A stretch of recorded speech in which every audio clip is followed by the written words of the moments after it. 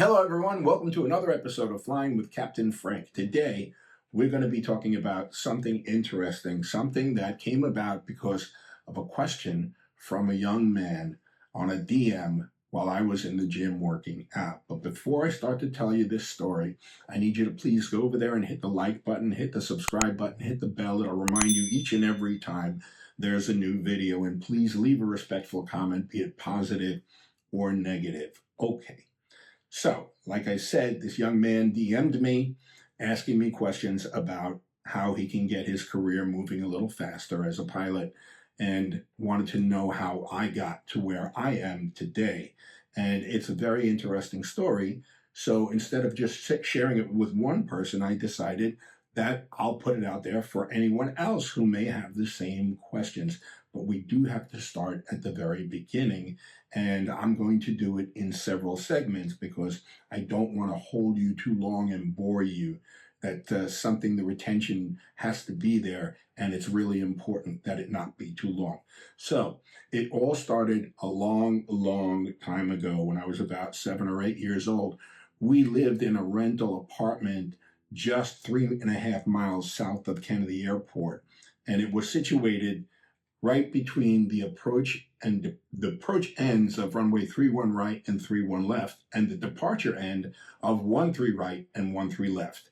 We were very close. So when they were coming in to land, they were literally almost on short final. And when they were departing, they were very low and very loud. The house would shake.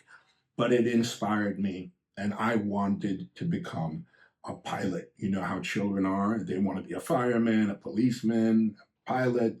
You know, I was pretty hell-bent on it. But that's not what really happened. We ended up moving a block away.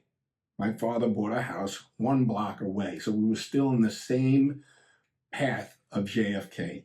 And as I got older, I would still look at the airplanes and dream. But in the interim, I finally got into high school, and I went to Lawrence High School, which is, again, very close to JFK. And then about a year later, I got a scholarship to play soccer at a very prestigious high school, private school called Woodmere Academy. I played there, and then I did very well and went on to Adelphi University, where I played Division I, NCAA Division I soccer, and did pretty well there also. After that, I went and tried to become a professional soccer player and made it into the American Indoor Soccer League and played for the Fort Wayne Flames for a very short period of time. I got injured. I wasn't happy. They weren't happy with me. I wasn't happy with them, so we parted ways. I then went into the fitness industry, became a salesperson and a personal trainer, and that's where I basically rooted in the fitness industry. And I stayed in there for 36 years. Now, earlier on in the fitness industry, I actually ended up opening my own fitness center with my partner, who was my girlfriend. And at that point is when I could afford to start taking flying lessons in 1994. So I went to Farmingdale Airport, and I went to a company called Flightways, and I took a discovery flight. And then later on, I went on to get my private pilot's license, VFR. And a year later, I got my multi-engine VFR. In the preceding years, I just flew as much as I could, not knowing I was actually building precious time that I would need one day. But I didn't think I was ever going to become a professional pilot. There was just too many barriers to getting into the industry. They really were taking mostly retired military pilots in the airlines, but I didn't think I would be able to even afford going any further in my training. So I did a lot of flying, a lot of $100 hamburgers, as we call them in the industry, and then ran out of money because it's very expensive. And so at that point, I didn't fly for 20 years after that. It's very interesting. Fast forward, in 2010, I moved down to Florida, and I get a job in a very exclusive country club in Boca Raton called St. Andrews. And St. Andrews had a very, very high-end clientele. In fact, my first client was a gentleman who was in the FBO business, and he owned his own King Air 250. And he wanted me to go up with him and his safety pilot for a flight. And I did, and it was awesome. And he motioned me from the back. He says, "Come up here, and I want to talk to you." And I said, "What's up? What's up?"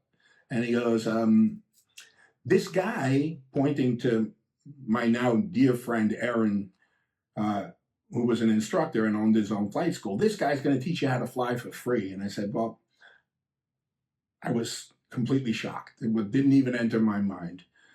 We landed, got out of the airplane, and Aaron pulled me over to the side and said, "I can't do it for free, but I can do it for very, very discounted rate." And I said, I thought you guys were just joking with me. I'm too old to be a pilot." "No, no, no."